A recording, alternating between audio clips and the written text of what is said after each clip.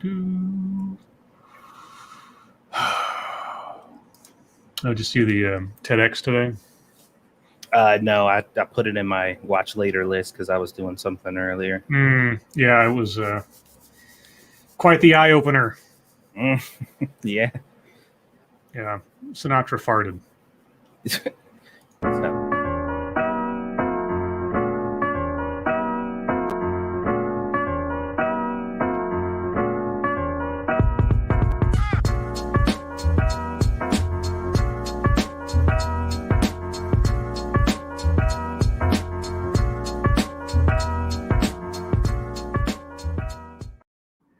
Hello, everyone, and welcome to the Lords of the Night. With me, as always, is the Lord of Pennies, Satsu 2 cents. What up, though? And I'm your host, Scribe, the Lord of Punishment. And I saw that Monkey started streaming about 10 minutes ago. Yeah. Yeah, so half of our peeps are all over there, probably listening to him complain about the quartering. Oh, I thought when I saw the quartering notification, I thought that was a video. I thought it was the thumbnail. I thought it was a stream. I don't know. I could be mistaken. But hello everyone. Hope you're all doing well this evening on this Thursday evening. It's been kind of a busy and overwarm day for me. Satsu, how are you doing? Pretty good. Just chilling out most of the day, trying to get some back end stuff done. Mm-hmm. Okay, well, might as well tear the Band-Aid off quick, as they say. Everyone, I will be talking about this, I'm sure, over the next, couple of weeks, obviously. But Satsu and I have been discussing several things over the last, several months.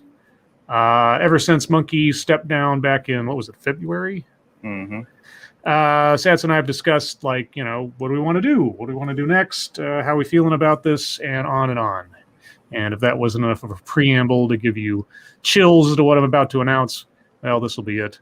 As of August 24th, the Lords of the Night is going to be shutting down. August 24th is Aaliyah's birthday, and we thought it was a good day to take a bow. Let's see. Let me get the super chats here real quick before everybody starts hating me forever for saying what I've just said. It's already started. I know. Point Curation got some more paintings up. Wish everyone well. Hey, Point, put your link in the chat if you have a chance. I don't have it on me. And Tall Person, thanks so much. Hoy, can't watch live. We'll watch it full later. Happy National Cheese Sacrifice Purchase Day. Cheese Sacrifice Purchase. Is there like a cheese cult? I don't know what that means. Sacrifice purchase. I'm not sure about that one. I don't know about that. Okay, so let's just talk for a bit. So Satsu, well, okay, I can't speak for Satsu. So for myself, ever since Monkey decided to leave the show, I've thought, very often about what I wanted to do, what we wanted to do with the show, how I felt about it. And for a little while now, I don't know how else to describe it. It's 5 days, up until recently, 6 days a week. I get up and I do my job for the first half of my day, and then I'd have a few hours in between, and then I'd do the show.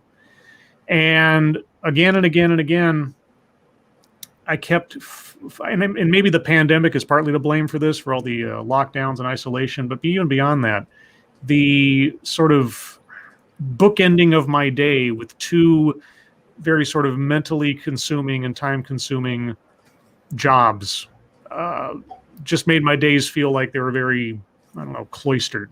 And I kept just seeing the time in between work as waiting for the show to start. And then right after the show, I go to bed. So basically my day begins with work and ends with the show. And while I've never seen the show particularly as work, it's become, I don't know how to put this, just kind of, I don't know how to put it, routine, limiting. I don't know. It makes my mind and my creativity kind of stop for the day, because I'm like, I got this to do at the end of the day.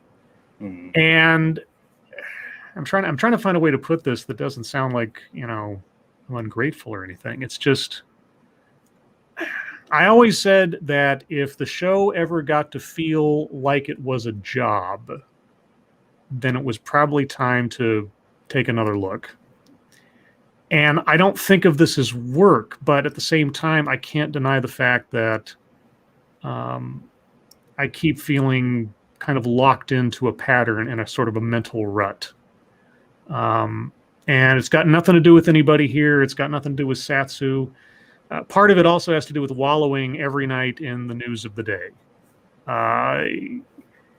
It takes a toll. It takes a toll on my mood. It takes a toll on my outlook on life. It takes a toll on a lot of things. And that's partially part of the reason that I'm thinking it's time for a change. We're about 4.5 years into this, which is decidedly longer than any personal relationship I've had outside of my family. And it wasn't an easy decision. I've been thinking about it for a while. And of course, Satsu and I said we'd reassess things as time went on. But yeah, so those are my initial thoughts. I'll cede the floor to Satsu. Real quick. Thank you. This is Kyle. If you guys are shutting down, I'll miss the show and glad I could be a part of it and chat. And that one time I was on the show. Well, we've got a lot to say to you guys, and we'll be doing so over tonight and the next several weeks. But again, I'll cede the floor to Satsu. Yeah, for me, it was you know, like Scribe said, right after Monkey left, it was like this kind of like gap that was just kind of left in me and Scribe because it was so abrupt. Like we just were like, oh, well, now what? You know, because you know, obviously Monkey was the whole reason that this whole thing came together. So we were a little just kind of baffled as to what we should do, or if anybody. Well, I mean, for me specifically, I'm just like, you know, will people still want to watch? Like, you know, because that was like the main thing for me. I'm like, if it's gonna be over, then, you know.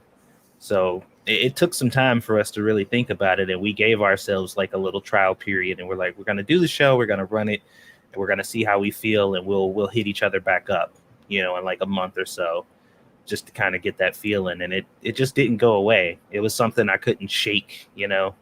And after coming on every night and just trying to do what we've been doing, you know, just, I don't know, man. It just, at the end of the day, like Scribe said, it felt like something that we were doing because it was just like, we're doing this thing. We decided to do this thing, and this is what we're doing. And that it didn't go really beyond that.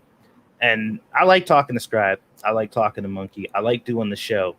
But the stories and stuff that we talk about on a day-to-day basis, like I said, my hatred for people has only improved since I started doing this show. And, you know, it's stressing me out, and my family and stuff have to deal with me being all stressed out and shit. So, you know, it's a combination of a whole bunch of things that's just been kind of marinating that really hit when Monkey left, you know. Because I was lost, man. Because not only did Monkey, because when he left, not only did he leave this show, but he also left my gaming channel too, which you know, we had that little thing going, and I don't know, man. It just kind of put a rift into the whole situation we had going there. Not saying that it's Monkey's fault, you know, because Monkey did what he had to do. He made the decision that we're making now. You know what I mean? Mm-hmm. But it was just, I don't know. Yeah. Trying to put let's see. Well, first off, and just so you guys know, there wasn't nothing happened. It wasn't like there was like some moment like, you know, or that Satsu and I had a fight, or it's nothing like that at all. We've been talking about this off and on for quite a while. I mean, honestly, there was a brief moment where we're like, well, should we just call it closed when Monkey leaves? And we thought that was just too sudden, and we still had to think about it and things. And so, yeah, we thought it'd give it a while. And I was just telling Satsu before the show started, it's that sort of, you know, universal rule when you're visiting friends or family. You want to leave while they still want you to stay. And in a way, at this point, I figured, or at least my notion was that I don't want to end the show 100%. At the same time, though, I'm not 100% in trying to keep carrying it forward if I'm not in it 100%. And so it's like, might as well do it before I, somehow hate coming and doing it or something. I'd rather not take that risk. So that's my perspective on it. Yeah, I also didn't want to, like Scribe said, I didn't want to leave it like tainted or something like that and have it end on a sour note, where it got to the point to where we were coming and we just got fed up, with all the shit. And it shut down, because that would be, that'd be horrible, because so many good things came out of this, Mm-hmm. it'd be really sad for it to end like that. Swirl Blue, Scribe Light Satsu, did you consider one night a week? I really think that, at least for myself, now, just so you know, I'm not like getting off of YouTube or anything. I'm still going to be doing YouTube stuff. But for me, I think it's time to kick myself into trying something different, at least for a while. Either in going back to scripted content or finding some other different kinds of things to do for myself. It's me wanting to avoid completely falling into a rut, mentally, creatively, and other things. And could something like this pop up again, either on Satsu's channel or mine, or something? I don't know. But at least in this iteration of things, I just feel like it's time to try something else, or at least give my mind and my creativity the opportunity to sort of like take a breather and try out some new things. I don't know what that means yet exactly. I've got some ideas. I don't want to write any checks I can't cash or anything. But the TEDx's will still continue. I'm not giving that up because that's just too much fun. I am going to start trying to cycle in more co-hosts on that, because if today wasn't proof enough, having somebody else on makes things a lot more interesting and fun than me just sort of going solo all the time. So in my mind, yeah, I've considered like, well, maybe we should just cut it back, do it like twice a week or something else. And I don't know. I just feel like for me, now's the time to make a change and do it while everybody's still friends and, people still miss us, I suppose. Yeah, and for me, like, there's a lot of personal shit kind of mixed up into it, because, I've been trying my best at this YouTube thing for a while, and things didn't really kick up until, Lords of the Night kind of happened, and I became like a part of this group and community and stuff, and that was awesome. Like, it was a nice ride, and then when Monkey left, it hit me. Because it kind of scared me too, because I was just like, okay, so I've been working really hard at all this stuff and trying to pull this stuff together, and I was lucky enough to find these guys and do this.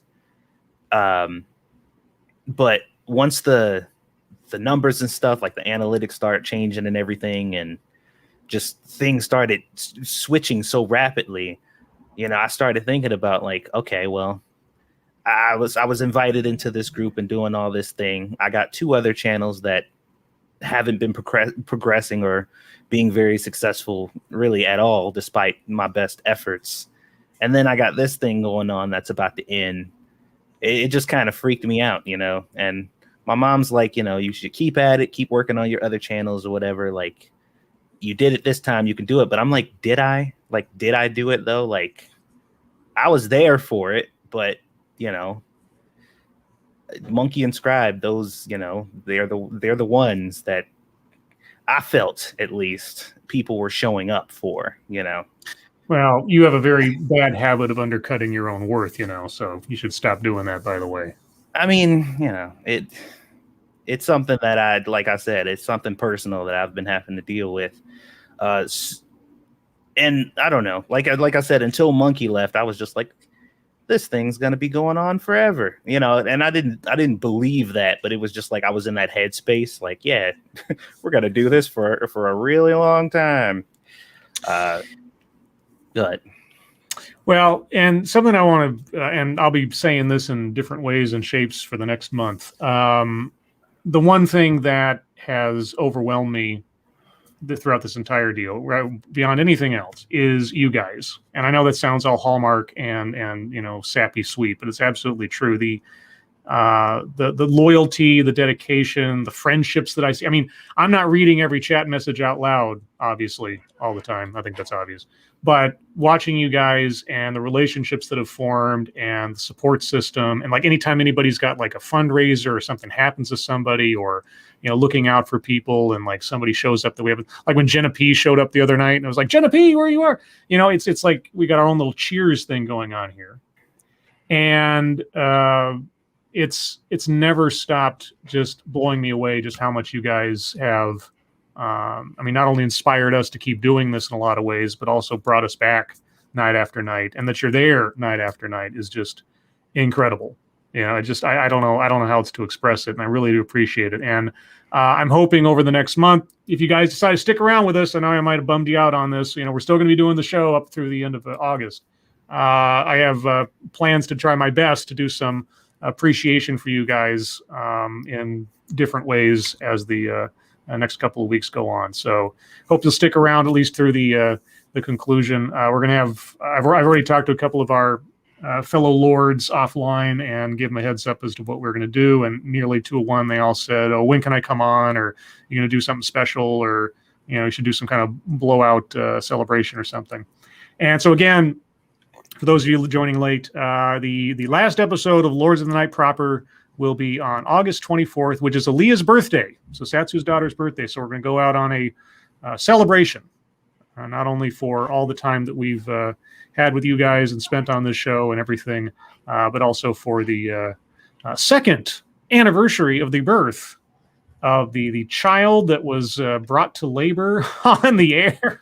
Yeah, and that's one thing I really wanted to hit on too, is the show. It changed my life.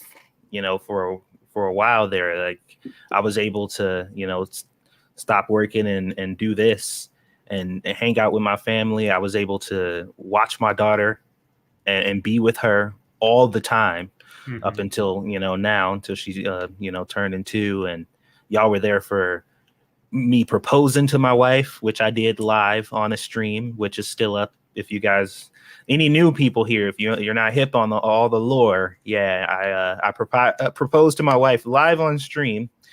The marriage was actually streamed too, so you guys were there for that. When Aaliyah was born, you guys were there for that. So it was just like so many opportunities, so many people that I consider friends, really close friends now that I've met since we started. It's just, it's difficult to even, it was very hard for us to, that's why it took us so long, man. Cause like I said, we've been talking about this for months. Real quick, Deco, thank you. Where will we go every night? We'll talk as things go on. Who knows? Poker, thank you so much. Thank you both. Thank both of you and chat for being such a great place to hang out every night. I completely understand the decision. I'm thankful for the content and the community. I look forward to seeing the amazing things you do. Appreciate it, Poker. And like I said, tonight's not the last night, and I don't mean to discourage anybody. We'll be going on for the next month, doing the show, doing some special stuff. I got some ideas cooking. There is something I do want to address, because I don't think we ever directly addressed this, and see this comment in here from Assassin Great. Yeah, Monkey is kind of a dick for abandoning the show and screwing you guys over. Monkey didn't screw us over. There was never any animosity. He let us know what he was feeling like, and it was totally accepted and understood. And yeah, it was sudden. I'm not going to deny that. There wasn't a lot of warning, but that's beside the point. That was the time at which he felt comfortable in doing it, and that's what it is. And I haven't felt screwed over by Monkey. There's no bad blood there at all. If anybody thought otherwise, there's not. And that's something else I want to sort of tangentially mention is I say this almost every night. And when I say, thank you, thanks to the moderators for keeping an eye on things, even though everyone here is so well behaved, you have very little to do. That's not really a flippant comment in my mind. I watch a lot of chats on different streams and things, and it can be chaos. And the fact that I can honestly say that every night just is something that I can't think of many places that or many situations that would go on this long and have this intense of support and have so little drama. If there's one thing I'm wholly thankful for, is that over the 4.5 years, I can count on my one hand how many times there's been any instances of like drama doing the show. Yeah, like significant, like, you know, like I don't remember even when we had like heated debates or whatever, like that was just like once the show stopped, it wasn't even talked about, you know? Yeah. I mean, I know Monkey and I argued more than a few times on things, but truth be told, I am unable at this moment to remember what it was about or have any notion in me to care what it was about, you know, because those things happen. But outside, like I said, but actual like, you know, drama or like, you know, hurt feelings or something like that. There have been instances, and many of you old timers may remember one or two because I can remember. But the fact that it is so few and far between it's a credit to Monkey, Satsu, and all you guys for this entire experience being just all for all intents and purposes just a cakewalk as far as like a show goes. I can't think of many other like shows that have gone on this long that haven't hit such, you know, speed bumps and everything, and you know, and gone as consistently. I mean, I think I took a week off 2 or 3 years ago or something. I think that was about it. Other than that, I think, you know, short of sick days or something, or the odd migraine night or something, I've been doing this every week for 4.5 years. Right. And, you know, yeah. So anyway, I don't want to prolong this any more than it has to. We'll be talking about this on and off for the next couple of weeks. We still have a show to do. Thank you, Devil Zero. I'm not going to cry, but it's been a hell of a ride. Not a goodbye at the end of August, right? You aren't stopping YouTube, right now. Not okay. I'm not stopping YouTube. I've got a couple ideas of a couple of different kind of projects I want to work on, both scripted and live. I just as a, you know, preview, I guess. I'd like to try to make Familiar with the Matter a more regular thing. Maybe a weekly thing, maybe a monthly thing. I'm not quite sure yet, but like set something where I'm really leaning into that, because I do like talking to different people and see if I can get different YouTubers on, and whether they're doing true crime or not, even though that's the last couple of people I've talked to. I'd really like to try to lean into that some more.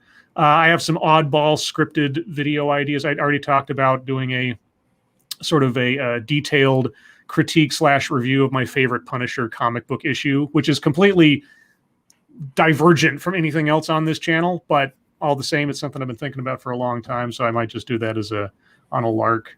And there may even be some, you know, news review type show in my future that might be a one night a week thing. I don't know yet.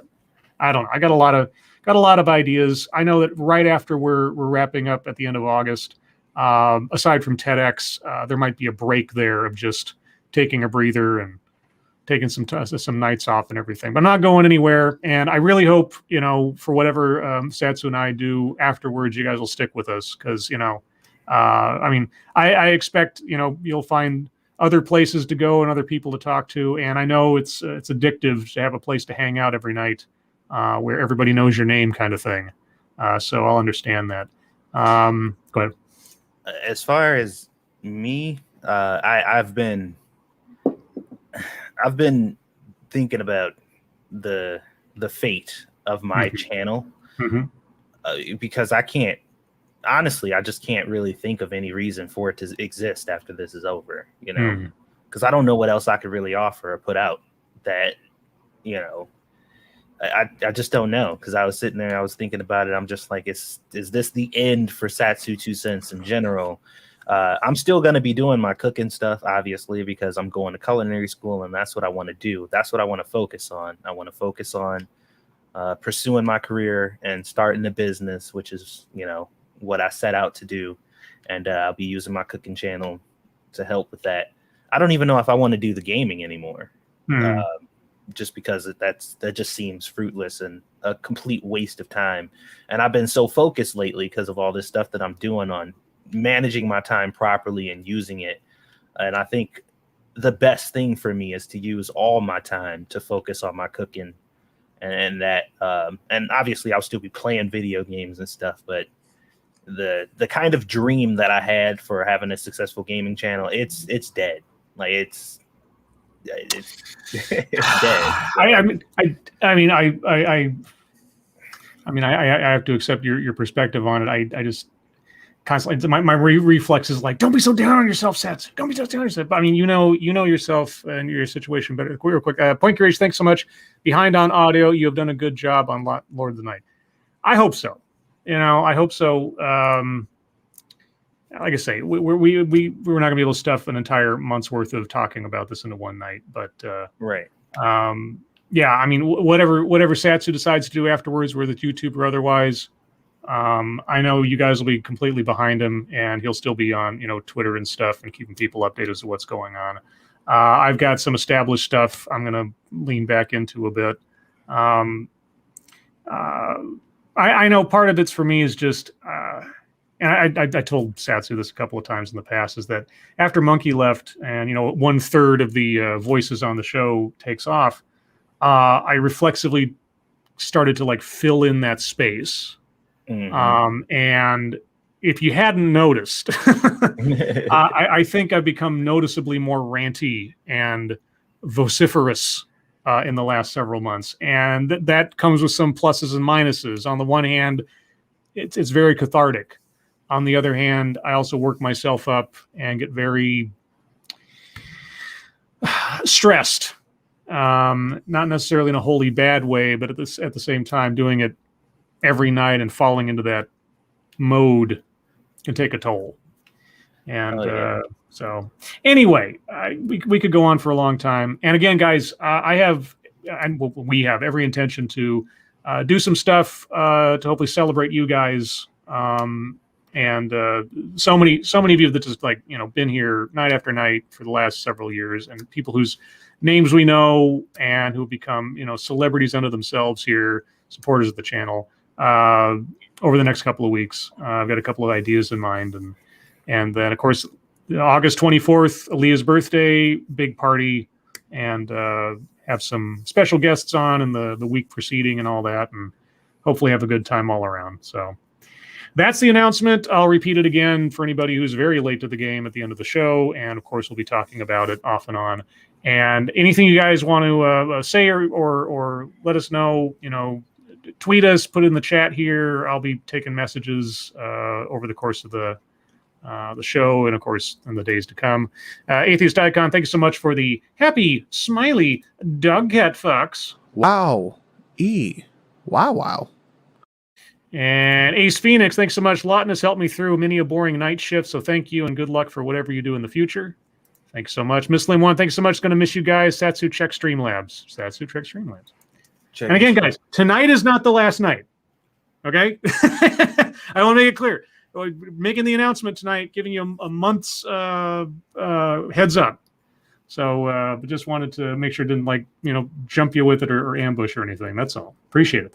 Puddock, thank you. So this show featured a proposal, a wedding, a baby, and the loss of a major character. There's only one thing left to do. Jump over a shark. Thank you. And Miss Lim One says, gonna miss you guys. I'll check out your cooking vids though. Yeah. The Fam 2 Cents, guys, is my cooking channel. That's where my focus is probably gonna be in the near future. Let's see. Whoops. Just knowing that Lawton is ending still sucks, Skylar's my guy. I know. And like I say, this isn't a sort of like, yay, we're done kind of attitude. Mm-hmm. It's a now's the time, right. And it's just kind of like, it's kind of a, I'm not going to say regretful, but just sort of a, like I said, it's, bittersweet. Yeah, I'd rather leave while I still have a little bit of pull to stay kind of thing, rather than be like sour about it. So, Adabisi, so tonight's the last night. No. August 24th. Just a little under a month from now is the last night. Aaliyah's birthday. For the win, nil. Scribe Light, I wish I found the show a long time ago. Are you going to miss the sirens? Right. Yeah. Well, for the win, I mean, I know it's not quite the same just watching like old archive videos and everything, but I've got a playlist of nothing but old Lords of the Night episodes on my channel. Boy, oh boy, really. I'll try to actually grab the links for the prominent stuff that happened, for me on my channel. For anybody who's interested, if you guys want to see the proposal, if you want to see, us getting married, if you want to go witness that fucking 16-hour oh yeah stream that Monkey pulled off when Aaliyah was about to be born, then I'll try to get those links for you guys so you can check those moments out, especially for the people who are just now showing up. Peter Salick is 3 and 3. It's fuck the world nil scribbles. Okay, I don't know these things. It's probably all Australian or something.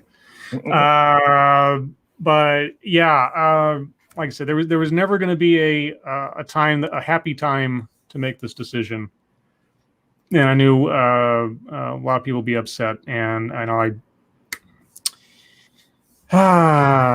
like you said, there wasn't really an optimal time for us no. And I did like you said, I didn't want it to get to the point to where, like, if the last night was our night or something and we just abruptly decided, I'm just like, all right, guys, thank you for joining us. We'll see you guys never, because this is the last episode. Yeah. I had thought after Monkey left, I thought, okay, the 5th anniversary. That's what we were thinking initially. I was thinking, and as the last several weeks have gone on, I just kept coming back and going like, I need to make a change. I need to make a change, not because anything's terrible, but just because, like I say, I feel a little bit pinned in, and I don't know how else to explain it that way. But anyway, I've said this now 17 times. Let's move on to at least one news story before we go to MSS News. I know we're a little late in the game here, but I hope you guys will forgive us. And most of the shows going forward will be normal per usual, guys, but there'll be a special night here and there for different things. And keep your ears open. Let's go for something weird, just for the sake of weird. Mysterious Jetpack man may have been spotted again in the skies near LAX. Well, see, the thing about this story is that I've never heard of Jetpack man, but apparently this isn't the first time he's appeared. Is his name Carl? I don't know what that means. Yes, you do. You know exactly what it means. Carl Winslow? Carl Johnson. Okay, you've lost me. Damn it! Grand Theft Auto, San Andreas. Oh, okay, dude. I haven't played that game or thought about that game in years. So okay. I was hoping the chat was just like, nah. Air traffic controllers warn pilots to be on the lookout for a, quote, man in a jetpack, unquote. Well, it's more like a man wearing a jetpack. Was spotted near Los Angeles International Airport. Quote, use caution, the jet man is back, an air traffic controller said in an audio transmission obtained by CNN. Let me know if you see him, unquote.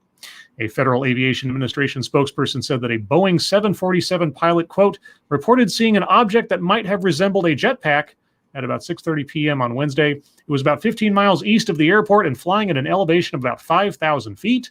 Air traffic controllers alerted pilots in the area out of an abundance of caution. Quote, SkyWest 3626, did you see the UFO? Asked the air traffic controller in one transmission. Quote, we were looking, but we did not see Iron Man, a pilot responded. Several aircraft got the warnings as they approached LAX, but the flight crew said they didn't see anyone in a jetpack. It's not the first sighting of Jetpack Man near LAX. In October, a China Airlines crew saw a person in a jetpack flying at about 6,000 feet. 2 commercial airline planes reported seeing a person with a jetpack late last August, including an American Airlines crew who said the person flew within 30 yards of them. The FBI and FAA are investigating the incidents. Was it a real person with a jetpack or just a very well-crafted drone, like a mannequin with a thing? Because I've seen those before. There was a, what was it? I think they're doing promotion for the movie Chronicle. You ever see the movie Chronicle? I think so. Yeah. Anyway, they're doing some kind of promotion for it, and they made these like foam cutouts that looked like people, but they had like little remote control drones strapped to their backs, I think. So as they were flying over the city, anybody looking up from the ground would just see the silhouette of a person flying through the air, and it was a very, sort of a trick of the light and everything. So that's my first thought on this. But if it was really a guy with a jetpack, I mean, are there actual functioning jetpacks that could function that long in the air and that high? I don't know. I mean, I guess we'd have to confirm if that is indeed what they actually saw, a person, an actual person. Yeah. But okay, Jetpack man.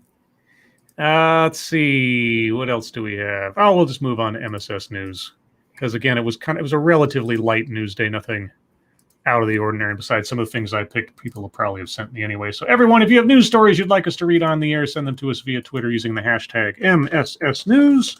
Can't promise to get to them all, but I'll try my best, because why not? Let's see. This one comes from Massive Dynamics. All these familiar names over the years. Washington man in yellow dress. Stop playing the video in my ear. Washington man in yellow dress steals school bus, rams front end loader into estranged wife's home. Well, that would be one way to get revenge. A Washington state man, I thought it was like Washington, D.C., wearing a yellow dress was arrested after he stole a school bus and later drove a front-end loader construction vehicle through the home he shared with his estranged wife, authorities said. Wait, he was living in the same house with the wife he was estranged from? So he crashed into his own house? Deputies were first alerted to the man, later identified as 39-year-old Andrew S. Loudon, Saturday night after employees at Osprey Rafting witnessed him driving off in the company's privately owned large yellow bus. The Chelan County Sheriff's Office said in a press release. Responding deputies located the bus and spotted it run through a red light in Monitor. I'm guessing that's a town name. Would you want to live in Monitor? Sure. The driver refused to pull over when deputies tried to initiate a traffic stop. And that is apparently a picture of Mr. Bus Stealing Yellow Dress Man. Looks like he's got his Gatorade or something there. So why do you have on a yellow dress? I don't. Isn't there a song about wearing a yellow dress? So there he is. Deputies were forced to give up the chase due to Washington state's new police reform laws. Yeah, I talked about these before, didn't I? That no longer allow law enforcement to pursue a fleeing vehicle unless there is probable cause that a serious felony occurred. Oh, nice. Wait. You can't unless a serious felony occurred. Well, what about a serious felony that may occur? Nah, you just let them go and okay. crash into their wife's home. Douglas County deputies took up the pursuit through the city limits of Wenatchee, but also had to abandon the chase in accordance with the same laws. Okay, so you let this guy... So you let him get away in the bus, and then he stole a different vehicle to then drive into a home. So rather than stop him before he had the opportunity to conceivably hurt or kill someone, this is the first example of how the laws that they're doing over there are going to screw. This is a fucking mistake. Thank goodness, I think nobody was hurt here, but this is the first example of just how stupid an idea this is. On Sunday, the sheriff's office was notified that the man believed to be the driver had been taken into custody in Chelawa. The suspect appeared to be wearing the same yellow dress. Prince said Loudon had stolen a front-end loader and drove it through his home. When his estranged wife learned her husband may be nearby, she fled the home. Well, if only he had been caught ahead of time before he could do that. Authorities shared photos that show the heavy equipment sitting in front of his partially collapsed home. It appeared a car was also flipped into the structure. God damn. Yeah, that would appear that a car was flipped into the structure. It's not really... I mean, it's like it appeared. No, it was. It's not like it's a question mark. Authorities said Loudon had been released Saturday morning from a Western State hospital, a psychiatric facility. Okay, so a mentally unstable man steals a bus But since the cops don't think a serious felony was committed, they let him go. This has all the elements of like the worst case scenario with thankfully no serious injuries that you could possibly ask for the stupidity of these new rules. What's really weird though is they're like, you can't do nothing unless you think that a serious felony occurred. What if they're on their way to commit a serious felony?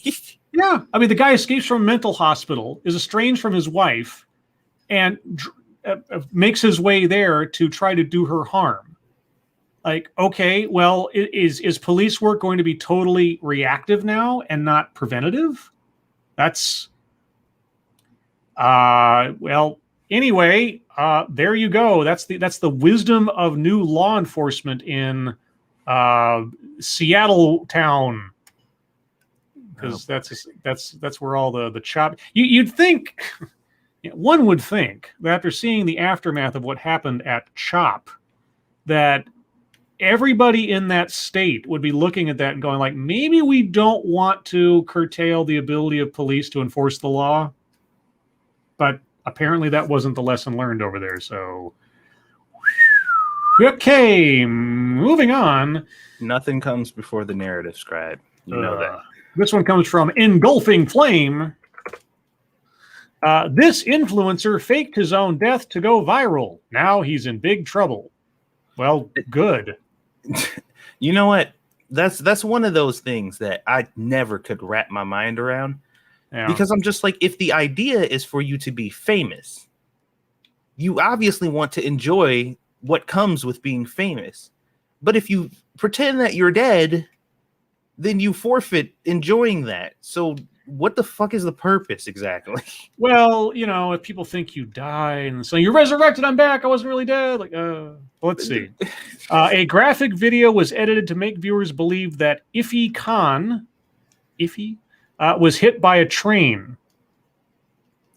Okay. A social media influencer in India was arrested after he faked his own death last week.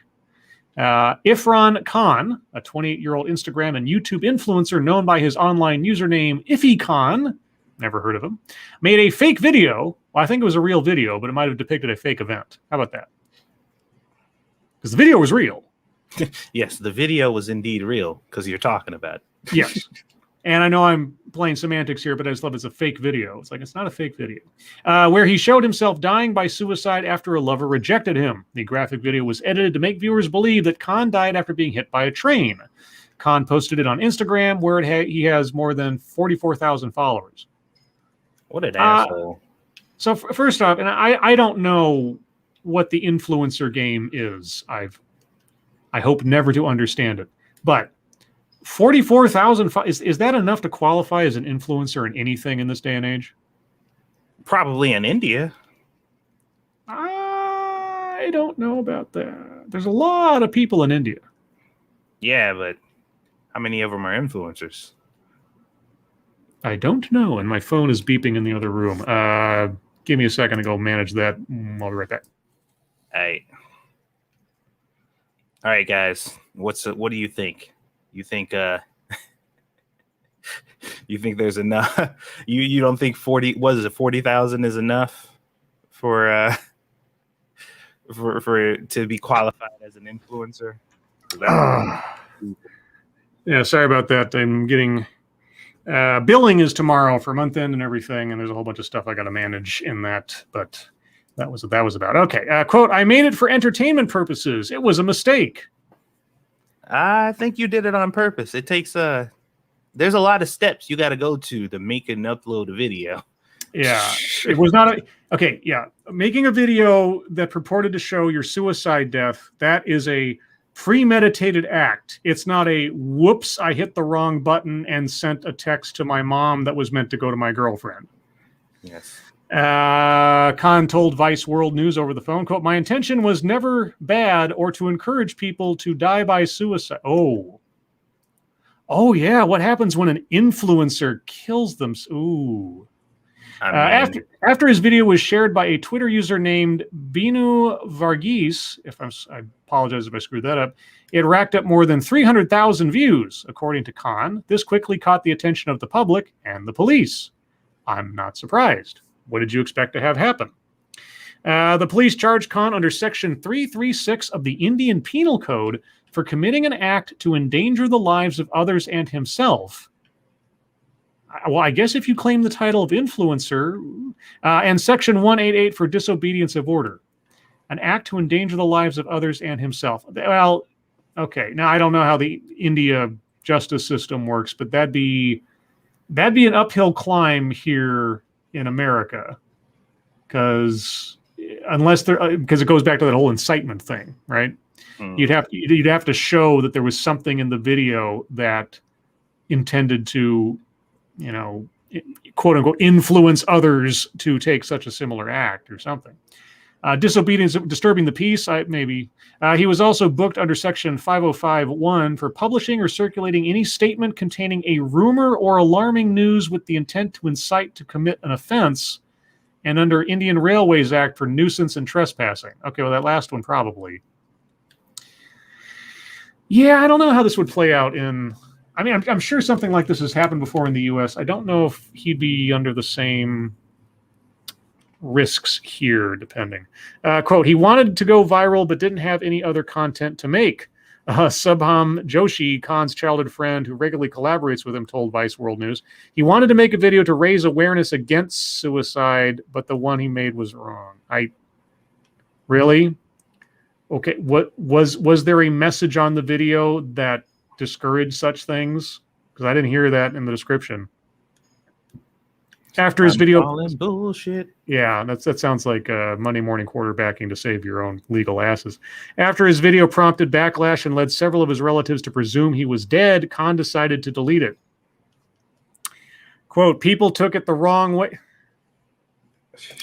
and thought I was encouraging people to die by suicide if a girl rejects them. Okay, I can believe that was not your intent. I can believe that you did not do this as a, hey guys, I'm encouraging you to do this. I can believe that wasn't it.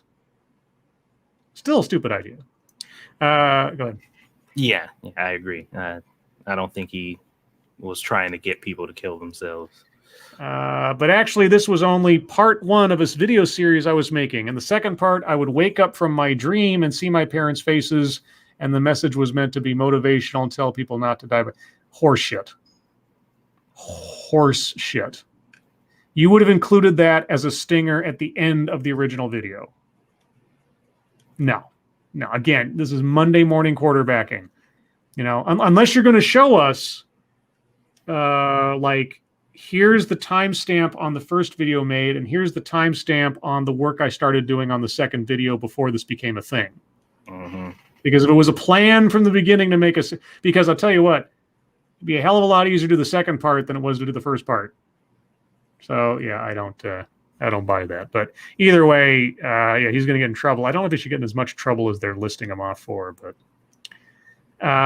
Khan is currently awaiting the court's verdict. He has also issued a public apology, but experts worry that his video could have dire consequences. Okay. Jesus. I doubt it. Okay, well, tell me about all the real suicide videos that are on YouTube or elsewhere, and tell me about all the dire consequences that they've instigated. Quote, what we're seeing right now after COVID-19, after? Is that more? That a lot, haven't we? We have been a lot. Is that more people are developing depression and suicidal tendencies? Well, those were developing during, not after. It was really during the lockdowns and stuff, but we're not even in an after place. Quote, lots of people are contemplating about or have a curiosity around suicide, so when they see a video like this, they look at suicide as easy escapism instead of dealing with their dark feelings. No. If someone is suicidal, seeing a video about it is not going to be the one thing that pushes them there. They were already having problems. It's something that builds up over time. It's not I just saw a video. Well, guess this is a good idea. Train. No. So yeah, everybody here is the guy's lying about it, not having meant to do what it was doing, and these guys are overreacting to what the effects could possibly be. That's my assessment. Okay, moving on. To senior corner correspondent Frosted Glass with a story from the Mary Sue about a movie that's been out for like, what, 5 years or something? What's that? Ooh, things we saw today. Matt Damon still doesn't get why The Great Wall was problematic. You know why it was problematic? 'Cause it was a shitty movie. Huh. But I'm guessing you're going to tell us it was problematic because you had the white savior in a, was it Chinese sort of mythical setting, right? The latest episode of Mark Maron's WTF podcast featured Matt Damon. I haven't thought about that podcast in forever. And a cute story from the interview is making headlines. Okay. Damon told the comedian that his 15-year-old daughter, quote, likes giving him shit about his movies. Okay. Quote, she's playfully hard on me. She doesn't go to see my movies on purpose, the ones she thinks might be good. She crushes me on the ones that don't work. One of those that didn't work was 2016's The Great Wall. 5 years, I was right. In which Damon starred as a European mercenary helping an elite Chinese army fight a horde of monsters. And Damon's daughter had a pretty solid burn for her dad. Okay, this is news at the Mary Sue. Thank you, Frosted Glass. Lots of friendships and streams were made possible just because of you guys. Cough the corner cough. Hope your post, Lot in Life, is successful. Which of you will wake up with Susan Plachette in August? Suzanne Plachette. Probably me, because Satsu's already married. Yeah. Very happy. And if you guys don't get that joke, then you're conceivably a lot younger than I am. One of the things, well, I don't want to give too much away. I have intentions towards, that sounds really bad too. Intentions. There are things I would like to instigate on the show for those of you who have had shows start up either in response to or inspired by this show. Does that make sense? Sure. Okay, so we will discuss in the coming days. I hope so. Let's see. Let's see. Quote, whenever she talks about the movie, she calls it The Wall, Damon says. And I'm like, come on, it's called The Great Wall. And she's like, Dad, there's nothing great about that movie. She's one of the funniest people I know, unquote. Okay. That is genuinely hilarious. I mean, I guess it depends on your sense of humor, but that wasn't all Damon had to say about the movie, which tanked at the U.S. box office and was panned by critics. Damon says he knew the movie was doomed from the start and called it a disaster. Quote, it doesn't cohere, it doesn't work as a movie, he said. Okay. But the one element of the movie he does defend, okay, is his view that despite widespread criticism of the film's white savior narrative, he doesn't think it was, quote, cultural appropriation, unquote. Quote, I saw the movie as the exact same plot as Lawrence of Arabia, Dances with Wolves, and Avatar, he said. It's an outsider comes to a new culture, finds value in the culture, brings some skill from the outside that aids them in their fight against whatever, and they're all changed forever, unquote. Perhaps someone should explain to Damon that his examples there are peak examples of cinematic whitewashing. How? Oh, whitewashing in Avatar with the giant Smurfs? It's not like he played a fucking Asian. He was a European dude. Like, what are they talking about? No, he's the white savior. But they said whitewashing. Yeah, it's whitewashing. It's making the white man the most valuable amongst all these people in this culture. Okay. I mean, I got the white savior thing, but the whitewashing doesn't. I thought that meant something else, I guess. Here's the thing. It wasn't culture appropriation. Proceeds to name some of the greatest films culture. Okay, so Dances with Wolves, right? What happened with that character? Whether you like the movie or not, the character was accepted into a culture. He didn't steal the culture. What happened in Avatar? I'm definitely not a big fan of that movie. But either way, guy insinuates himself in there and eventually earns their respect. Yeah, he had to fight for that shit. Yeah, I mean, same thing with Dances with Wolves. Cultural appropriation would be, that's not, I mean, if you want to call it the white savior complex thing, okay, you might have an argument there. But cultural appropriation, each one of those characters was accepted into a different culture through, effort and sacrifice. Look at 13th Warrior, okay? Same freaking idea, except it's Antonio Banderas. Antonio Banderas getting into a Norse culture. You want to flip the script on this one? So you have a Spanish man, Latino man, going into, or actually in the movie, he was playing I think he was from Saudi Arabia or something. Either way, you had the complete flip. Okay, the races were reversed. You had the white people being the culture that was having to be encountered, and you had a non-white person coming into it. Okay, is that an example of whitewashing? Is that any different a concept? Does that make 13th? I mean, 13th Warrior is an acquired taste of a movie. I think it's pretty cool. It tanked at the box office too. I can understand why, but it's still a fun movie. That trope of the outsider coming in to a place that they do not belong and eventually having to work their way into the respect of that group of people is as old as the hills. Sometimes it's done well, like Dances with Wolves. Sometimes it's done badly, like Avatar, but nothing new. Well, the one thing I always wonder is how come they never ask all the Asian people who took place in the movie, or the group of people that's supposedly being disrespected, all those people who were in the movie, how come their opinions never come up?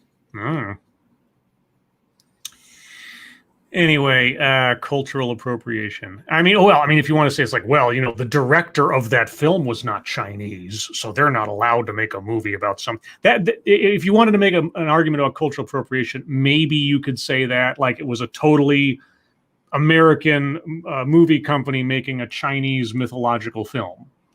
That's cultural appropriation. I wouldn't agree with you, but that'd be a much stronger argument for cultural appropriation than calling, outsider comes inside as in and of itself cultural appropriation.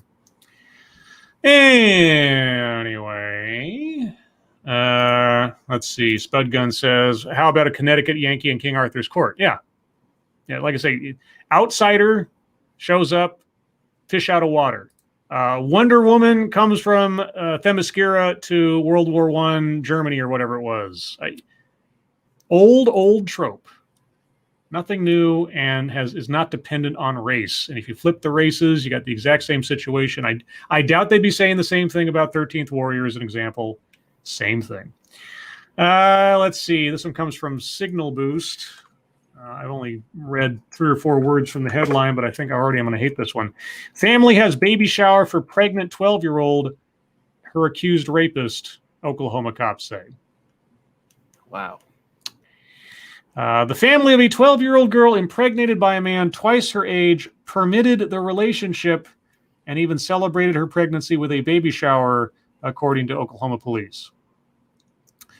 Okay, and before I read any further, I'm just reminding me, so I forget where it is. There are states that have parental consent laws, wherein if the parents consent to a minor's relationship with someone else, then that can make such a relationship legal. I don't know what the age ranges are. I think in Texas it's something like 14. So like if your son or daughter is at least as old, quote unquote, as 14, with parental consent, they can engage in a intimate relationship with someone older than they are and not have it break the law. So I'm curious if that's what happened here when it says permitted. Apparently not. Police arrested 24-year-old Juan Miranda Yara on a charge of first-degree rape of a minor earlier this month, according to the Tulsa Police Department. Shortly after the young girl showed up to an area hospital pregnant, police said they were told she had possibly been raped. Investigators took Miranda Yara into questioning, and as the girl was in labor, he admitted that the child was his and that he had been in a relationship with the girl since October. But a question lingered, police said. Where were the parents? Apparently, they were present and well aware of what was happening. Quote, the investigation revealed that the victim's mother and family members were aware of the relationship between the victim and Miranda Yara. The family permitted the relationship, and there are photos of the family throwing a baby shower for the victim and the suspect. The girl's mother, whom McClatchy News is not identifying to protect the identity of the child, has been arrested, according to police. She is facing charges of enabling child sex abuse and child neglect. Okay. Yeah, there was a documentary years and years ago about the Waco, the Waco assault and all that. Mm. And it was called Rules of Engagement. And I just remember this very distinctly, is that there was a part in there where they were talking about the charges against David Koresh about child endangerment or child sexual abuse and everything. And they interviewed the sheriff at the time, and he's talking to the investigator. He says, in Texas, a child at 14 can, get married with parental consent. And he says, now I'm not saying I agree with that, but it's not illegal. And so that's what came to my mind here. I was like, is this guy going to get, he's going to skate on this because there's some law in Alabama that says that? Apparently not. Thankfully not. But that was my first thought. It was like, So I don't know how those work in different states or anything, except for that Texas one, if that's still even, that might even be the law anymore. That was back in like 93 or 4, whenever that documentary came out. This one comes from senior staff reporter and chief Florida correspondent Colleen Bernier. Say yes to the dress consultants. Find out they're helping a throuple find wedding gowns in a new clip. Okay. Okay, look at this picture. How long do you think that's going to last?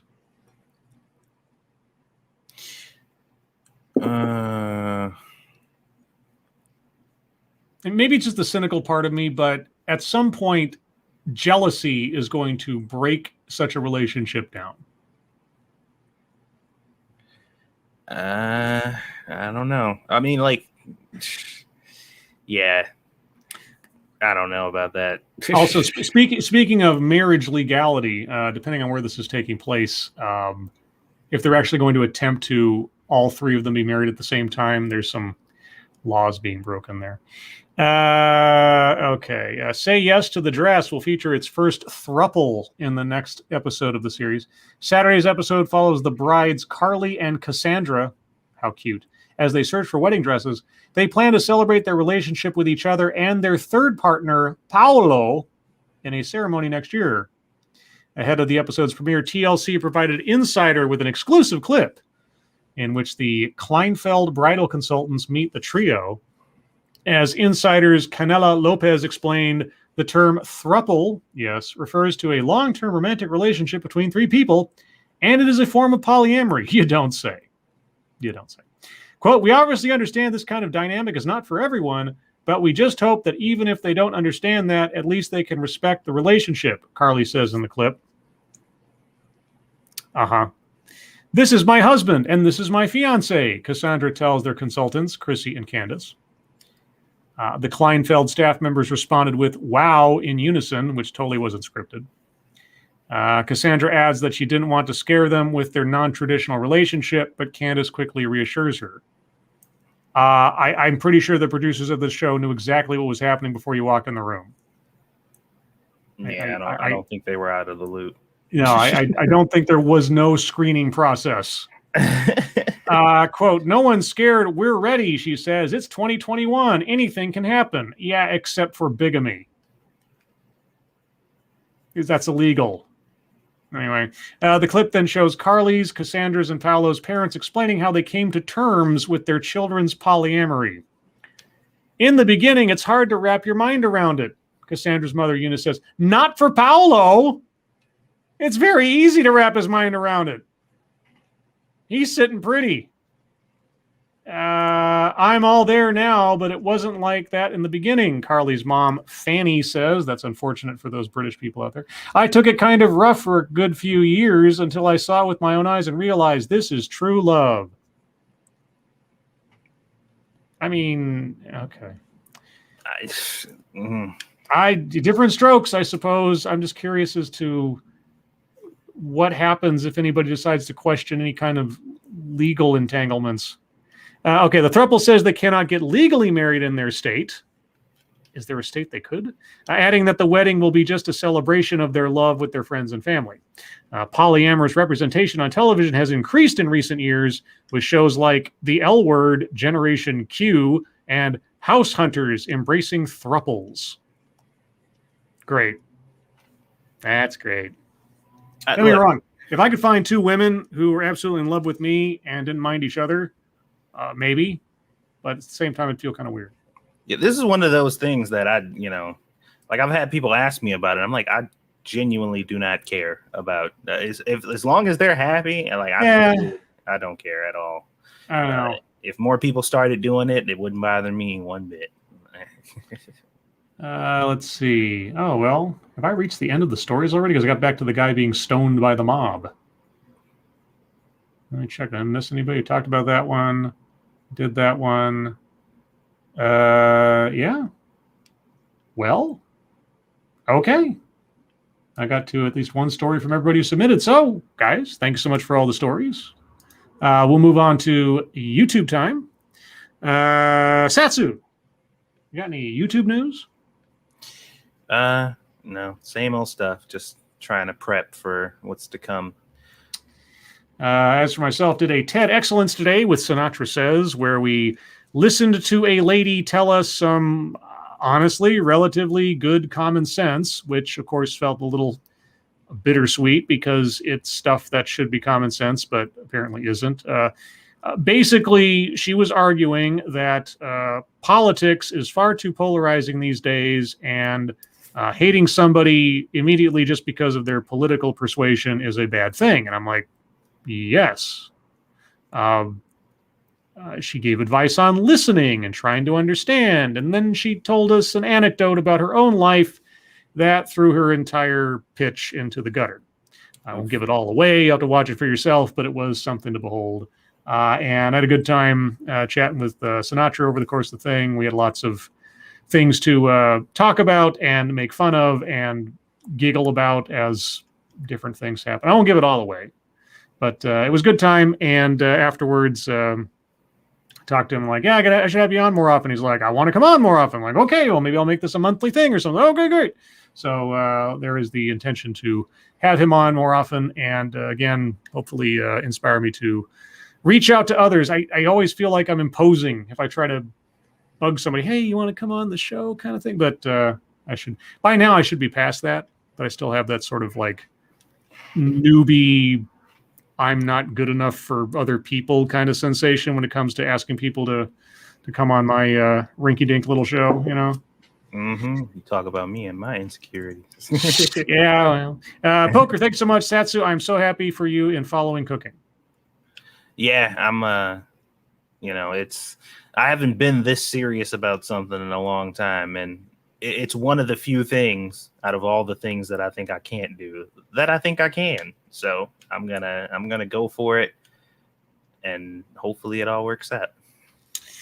Let's see, aside from that, I'm still pondering a Sunday morning stream. I might just do because again, I got plans with my sister that morning for breakfast and everything, and she'll be showing up around the time I'd be ending the usual Sunday stream. So I might just do a sort of part 2 from last week and go further into that video with the Abolitionist Teachers Network founders or members, and see if anything more of interest or enlightenment comes out of that. So that if I do that, that'll be Sunday at 8 a.m. Pacific, 11 a.m. Eastern. And beyond that, you're not going to be here tomorrow night. Yeah, tomorrow night. I'll right. Yeah, so just so you guys know, we were originally going to make the announcement about the show coming to a close in August tomorrow, but since Satsu's got family stuff tomorrow night, that's why we did tonight. As far as what's going to happen tomorrow, I'm not sure yet. I think I made a rule from the last time that if Satsu's like just not around completely, I'll do a show, but it might not be Lords of the Night per se. I might take the opportunity to do a quasi TEDx type thing or something. I'm not quite sure yet. I got to think about it, but keep an eye on Twitter. Whatever I decide to do, I'll let you guys know with enough notice so that if something else comes up, you will know. Let's see. As far as what's this? Poker says, Scribe, dude, I found you from Sinatra linking your channel at the end of a stream. He loves streaming with you. I like streaming with Sinatra too. I have a good time with him. Yeah, I don't know. I've ever since one of the very first, way back in the olden days, and it was the very first time YouTube ever told me someone has stolen your content, or we have found an instance where someone has copied your content. And what it was is that I sent Sinatra wanted to have a guest video on his channel from me. And so I sent one to him, and then he posted it. And then when I did that back in the day, I always waited about a week before I posted it back to my channel too, to give it enough time to, be exclusive on the other channel. And for whatever reason, it didn't pick up on the fact that he had already posted it until after I'd posted mine. And so then it warned me that he could potentially be pirating my content. And I was like, no, that's okay. He's not. And so, it was I think it was a Expatriate Games video. I think it was way back in the day. Those old days. I haven't done an Expatriate Games video in a long time because I really should do one on that, because the border crisis stuff has been kind of under the radar lately with everything else. They haven't really talking about it that much, have they? Not at all. Yeah, it's really, really interesting, isn't it? Let's see. Fuckatry. That's what I was going to do. You got any fuckatry, Satsu?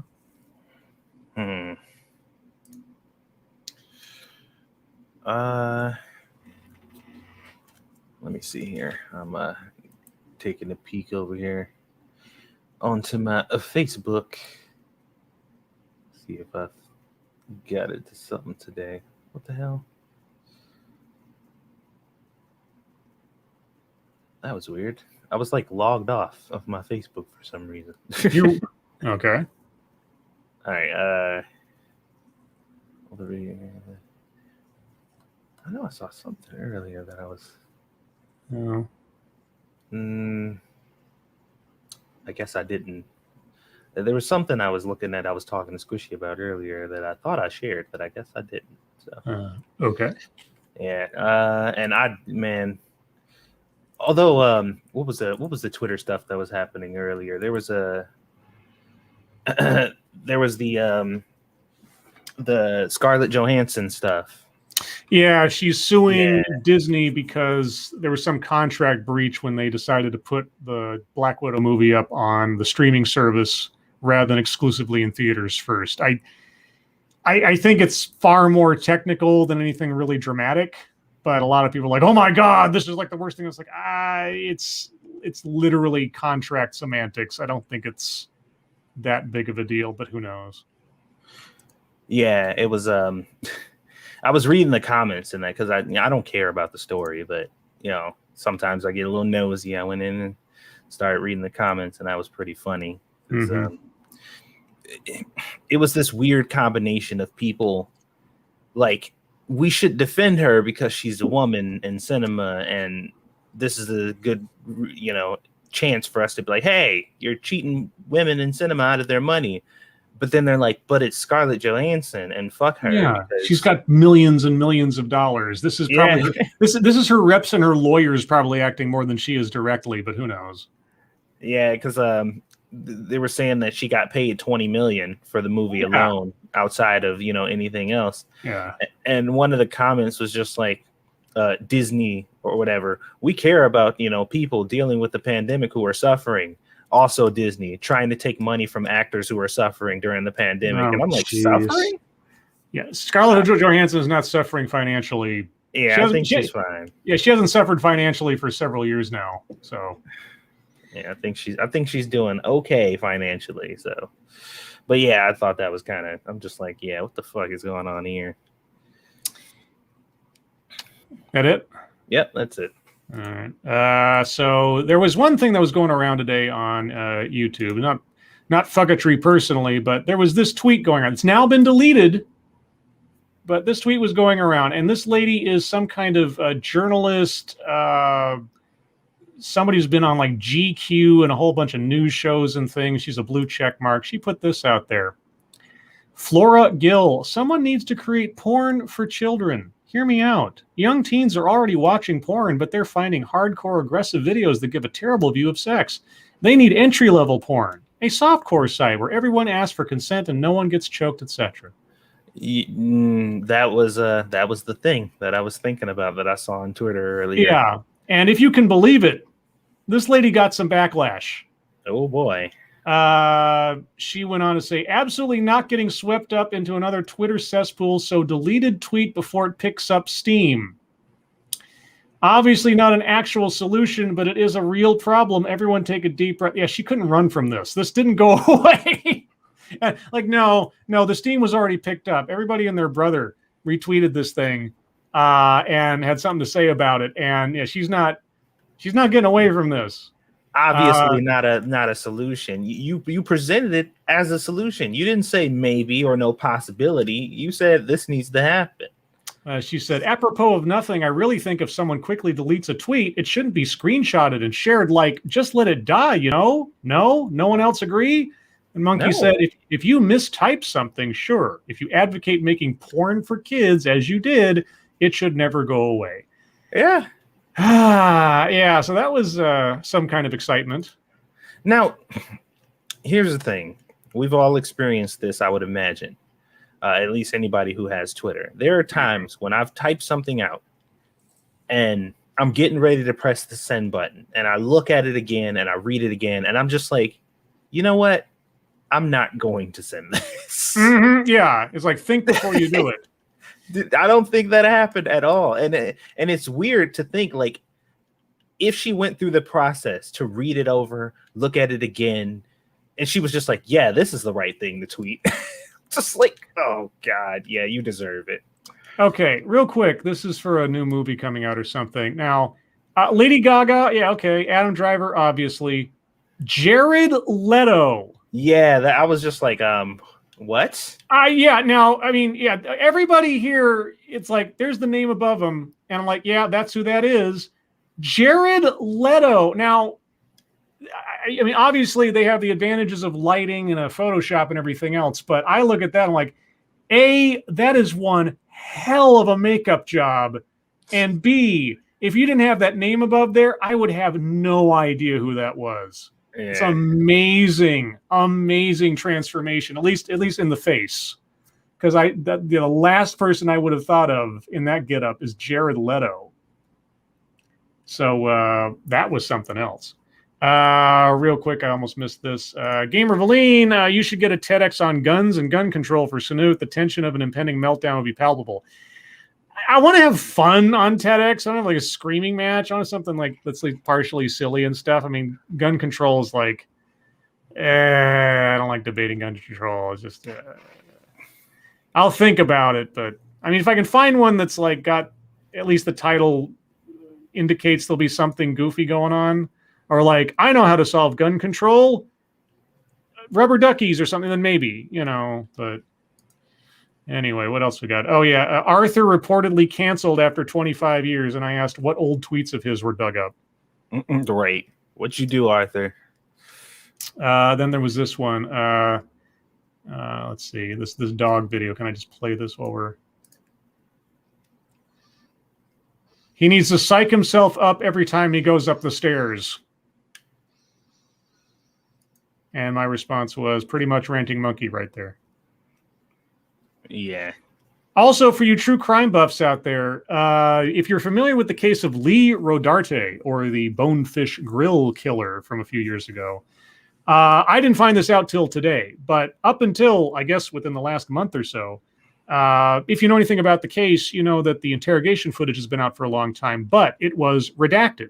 The actual point at which he confesses to the crime and details and everything else had been cut out when the sheriff's office had originally released it, because the case had not yet been fully adjudicated in the courts. Well, unbeknownst to me, at least as of June, the whole thing had been released.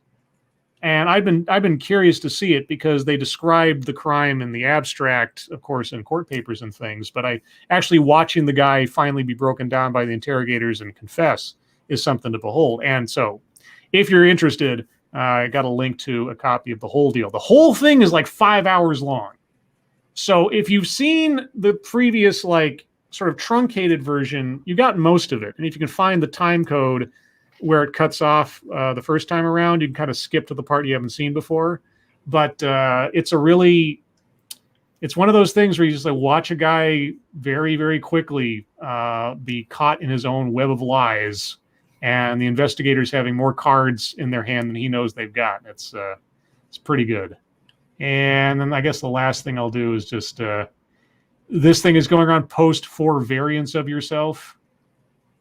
People posting 4 pictures of themselves at various points in time. I thought I would showcase artwork from different people. Here's Chat Mort doing a Scribe. And this was Manic doing a Scribe. And a Dog Cat Fox. How cute, right? There's only 2 variants of Satsu. Yes. Then we have Piggy Scribe, which was done by Lillian Dreams, if I'm pronouncing that correctly. And then there was Vampire Scribe by Rich at Art. Rich at Art, who as I was posting this today, I thought, have we seen Rich lately? Is he changed his name or is he in the chat? Am I just completely blanking? I don't know. I feel like it's been a minute. Yeah. So anyway, that was my Twitter excitement for today so far. Let's see. Let's just go to audience stuff, question time, comments and things. I know there's a lot to say and talk about. So if you guys got anything you'd like to throw out there, let us know. Yep. Before we get into question time, you want to re-announce for anybody who... Yeah, I was about to. So for those of you that showed up late, and we'll be doing this on and off for the next several days, Satsu and I have decided to bring Lords of the Night to an end on August 24th. That's next month, not right now, next month. August 24th being Satsu's daughter Aaliyah's birthday. And we're going to here and there do some things, hopefully over the next couple of weeks, to celebrate the tenure of this show, something I never imagined would turn into what it is, nor last as long as it has. Both to celebrate the show and you guys and our friends on the YouTube and everything else. Yeah, that's the plan. As things are decided and developed, we will let you guys know, of course. Another note for tomorrow night, Satsu is going to be out because of family stuff. I'm rolling around ideas in my head of what to do as an alternative. It won't be a Lords of the Night episode. I've kind of decided that unless we're both here or a reasonable facsimile can be found, it doesn't feel right to do the show. So I keep, the one thing I've got in the back of my pocket this whole time, there was a brief time where I was going to do Scribe's drive-in theater. I was just going to find like some public domain movie and just like watch it and just be like goofing at it the whole time, MST3K style. That'd probably be fun. I mean, like I still want to. There's a part of me that still wants to do the whole Kitchen Nightmares and Hoarders thing. Well, I have a crisp, like restored copy of Night of the Living Dead, which is about as public domain as you can get as far as movies are concerned. Which I keep thinking in my mind at some point I'll just throw on and see if anybody wants to watch it with me. Not a commentary like I'm going to pause it every 5 seconds, but just sort of a mystery science theater kind of thing. Been thinking about that for a while. Maybe tomorrow night. I don't know. We'll see. I got a couple of things I could do. So, or maybe I'll do a supplemental TED Excellence. We'll see. But yes, now question time, comment time. If you guys have any questions, comments, concerns, complaints, conspiracy theories, if you have any specifically complaints about Satsu and Mine's decision or compliments about Satsu and Mine's decision, put them in the chat now. If you have questions for us directly, please put plenty of chat marks after those. If you have statements for us to consider, please put plenty of statement marks after those. Let's see, Red Dirt Runner, when the show is done, are you going to join the AAA meeting, Scribe? No. I don't have any plans to. Showing up occasionally if I'm invited, maybe. But there's no plan. There's no plan for me to either start or join another talk show beyond the ones that I've already established, like Familiar with the Matter or something. I've got a couple ideas for things I might try out in the near future and see how they take, but no, nothing behind the scenes for that. Red Fawn, love you guys. Thank you for all the good times. Thank you for hanging out with us. I guess like we said before, you guys are half the show. Between the stories you send us and your participation generally in question time, we wouldn't really have a whole lot to do. and trying to entertain and or inform and or just grouse about the world with you guys has been, one of the highlights and perpetual motion machines for this show for the last 4.5 years. Let's see. Mashisu Scribe, if you do an MST 3K style stream, how about Drunken Uncle as Tom Servo? Yeah, I'd have to say. It's all about the time zones and the timing. Drunken Uncle, it'll be like what midnight, 1 a.m. or something for him when our show starts. So that would require more planning and schedule aligning. So I don't know. Again, I'm just throwing a couple of ideas around in my head for what might happen tomorrow night. It's entirely possible I might just say, if I can't come up with something decent, maybe just call it. But I'll let you guys know on Twitter, one way or the other. Jenna P. Hello, Jenna P. That's my twin boys, Tommy and DJ's 8th birthday. What, the 24th of August? Well, heck, it's going to be super birthday time then. Yeah. I'll be singing all types of birthday songs. Oh, so what time does Aaliyah go to bed? Usually. I mean, we can work it out to where she'll, if you guys want to see her and stuff. Why? I'd like to try at least once, sing her happy birthday directly. If she'd stay still long enough to listen to it. Oh yeah, she might not respond in any way, but she'll sit and listen to you.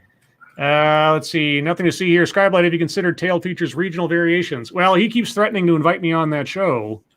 It's just up to him to do it. I'm around. Hey, Scribbles, do you have the cooking and the gaming channel in the description? I should, yeah. I think so. Let me check. Spud Gun was asking for him. Yeah, check down the description, guys. I got Satsu 2 cents, his main channel, his gaming channel, and his cooking channel, and his Twitch, and his Twitter. So everything Satsu is down in the description. Yeah, put my TikTok down. Oh God. Let's see. Kyler, to be honest, this has been winding towards an ending for some time now, even before Monkey left. I don't know if I'd say that. Yeah, I don't like I said, before Monkey left, it didn't even cross my mind. I mean, I've had thoughts. I mean, I've always, back and forth thought about, do I want to keep doing this? If I want to try something new. So, I mean, those thoughts have always kind of been there because, after you're doing something, 6 or 7 nights a week, every week for years, at a certain point, you got to ask, how much longer can this go? So sure, that thought's been there. Well, I mean, I guess the only time I ever thought about it is when I was, being negative about myself. Because I was just like, which is every day now. Like, do I belong here? Am I even? Wait, are you suffering from imposter syndrome? Well, no, I was just like, I don't know, because I would talk to Squishy about it some nights. Like, I don't know, if I just was like, I'm gone, guys. Would anybody give a shit? They'd be like, oh well, who was that guy? No, stop it. You're tougher on yourself than I am, and that's saying something. Holy cats, man. Spud Gun, Satsu, can you drop the links to your gaming? Yeah, okay. But those in the description. Check the description. I did that many moons ago. It should all be there. Frost Glass, did you see the trailer for Sony's all-female reboot of Lords of the Night? If some of you guys want to start Ladies of the Night, you just have to get past that title. But otherwise, yeah, go ahead. Let's see. Mike R. Scribelight, had a good time tuning in every night to Lawton. Going to miss you guys. Thank you for all you guys have done. Not trying to sound too cliche. Oh, I appreciate it. Again, this is not the last episode. This is just the announcement. We're still going to be going for another month. So appreciate it. Just want to make sure everybody's clear on that. It's not like, we're still going to be going. You fucking show up tomorrow and it's nobody. It's just like there's 2 people on the channel. Like, hey, then I probably have those 2 people on just to talk with me on the stream. Right, just fucking. Like, y'all want to watch the link with me? Yeah, you want the link? Come on in. Let's see. Red Dirt Runner. Y'all see about getting Monk on the final show as a fond farewell? Oh yeah. No, yeah. This is. I mean, timing and everything else, but certainly I hope to have as many of our lordly friends to pop on over the next couple of weeks to talk and visit and hang out and check and see what they're up to and everything else. So yeah. Let's see. Random American Satsu belongs in a kitchen. That's probably true. That's where I'm my best at. Let's see. Jenna P says, Sassy, that's baby girl's birthday too, right? August 24th. Mm-hmm. Yep. So if that lines up with your babies, then good. It'll be a big celebration. Let's see. And Miss Lim One assures we would give a shit, Satsu. That's good to know. Let's see. Kiefer Dam, Scribe Light, will you still do TED Excellence? I can't hear the stream right now. Yes. But if you can't hear the stream right now, then let me.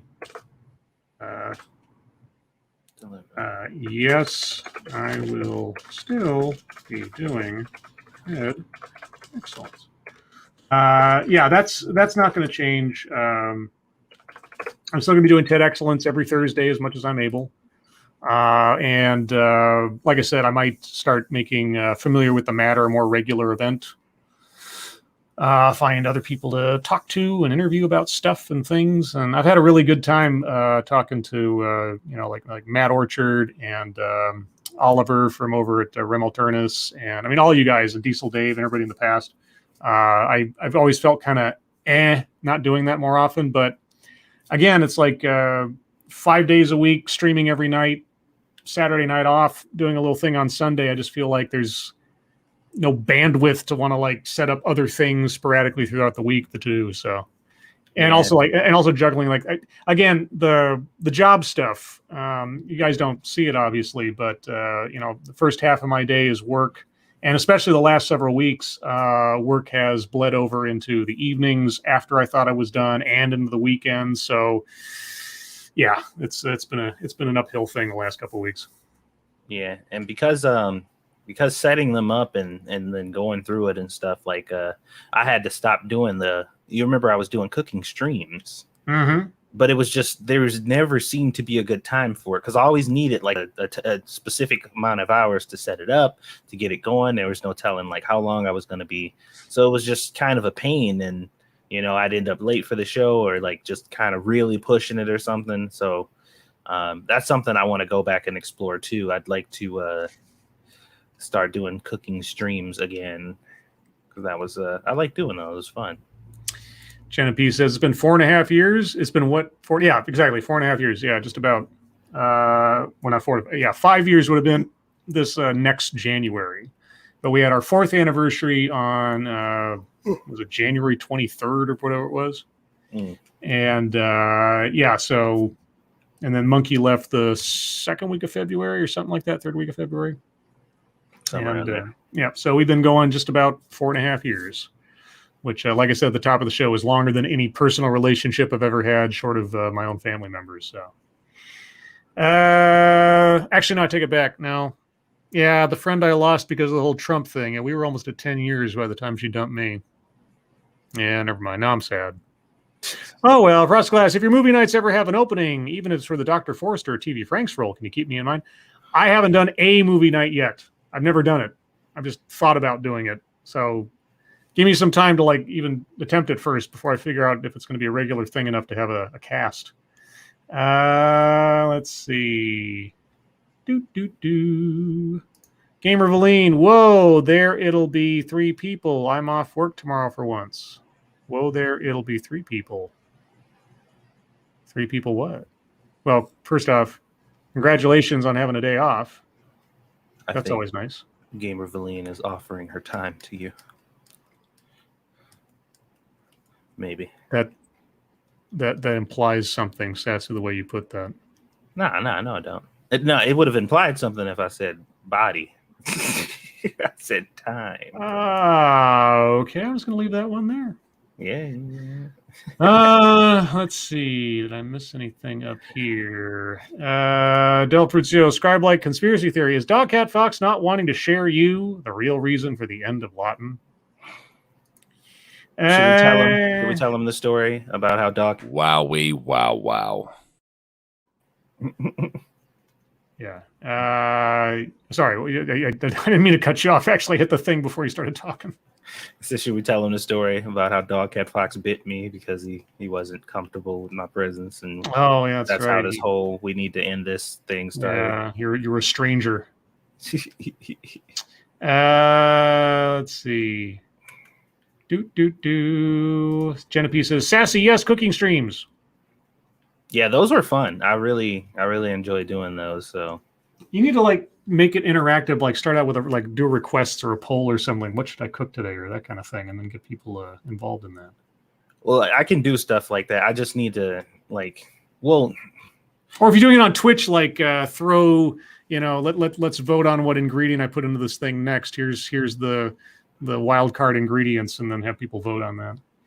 I'll see what I can do, because with things financially, with things the way they're going to be looking in the future pretty soon, I can't afford to be wasting food. So I'm gonna try to figure out if I can work something out with that. I'd like to do stuff like that, but I'm gonna have to stick to cooking food that I can actually eat for the time being.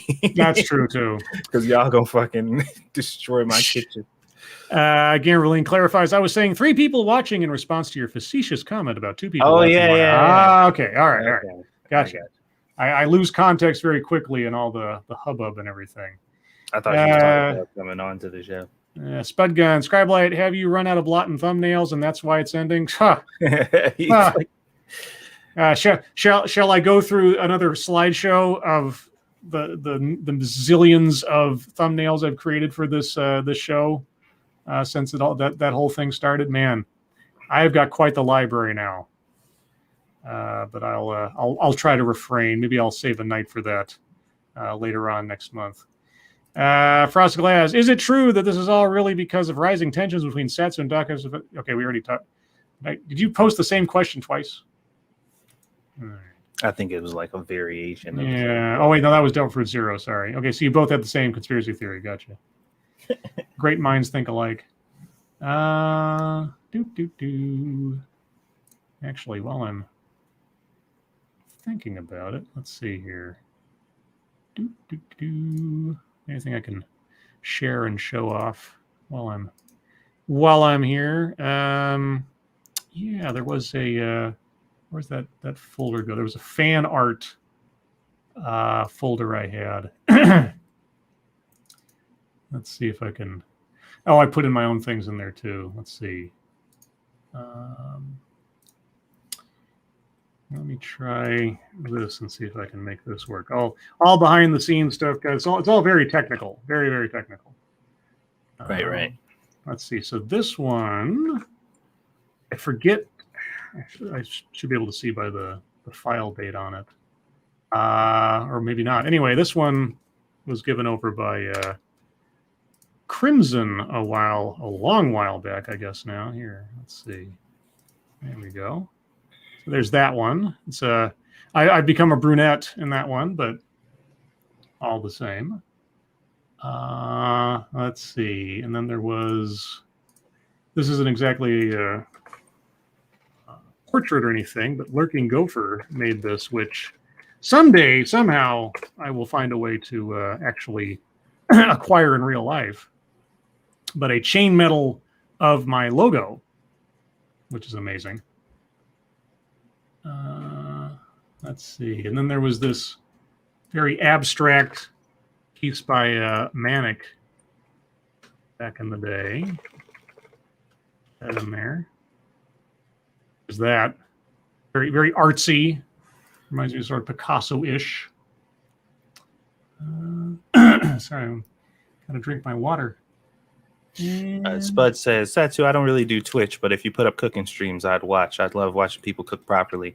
Most likely, if I'm doing cooking streams, it's probably going to be on my main channel, not on Twitch. And then there's this one, which I always thought, it always reminded me of like anybody who knows Eric Larson, the artist who did Spider-Man for a run and then Savage Dragon and a couple other things.